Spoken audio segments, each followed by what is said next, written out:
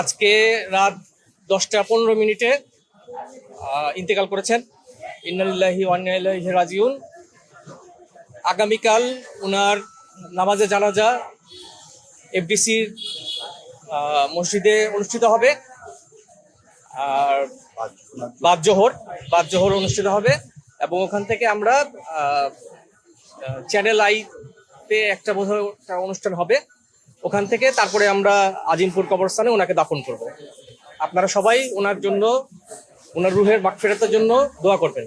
আচ্ছা, ওনার বেসিক্যালি ছিল যেটা, সেটা হচ্ছে ওনার আর্থ্রাইটিস ছিল, পায়ের হাঁটাচলা করতে পারতেন না, যে কারণে ওনাকে বেড রেস্টে থাকতে হতো সারাদিন। এই জন্য ওনার পিছনে শরীরে বেড সোর হয়ে গেছিল।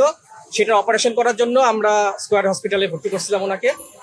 তো অপারেশন হয়ে যাওয়ার পরে উনি হঠাৎ করেই ফুসফুসে সংক্রমণের শিকার হন এবং ইনফেকশন যখন খুব বেড়ে যায় তখন ওনার অক্সিজেন লেভেল অনেক কমে যায়। তারপরে ওনাকে কৃত্রিমভাবে অক্সিজেন দিয়ে ওনাকে ট্রিটমেন্ট দেওয়া হয়েছিল এবং শেষ মুহূর্তে ওনার প্রতিটা অর্গানই আস্তে আস্তে ফেল করছিল এবং লাস্টে ওনার হার্ট ফেল করে এবং উনি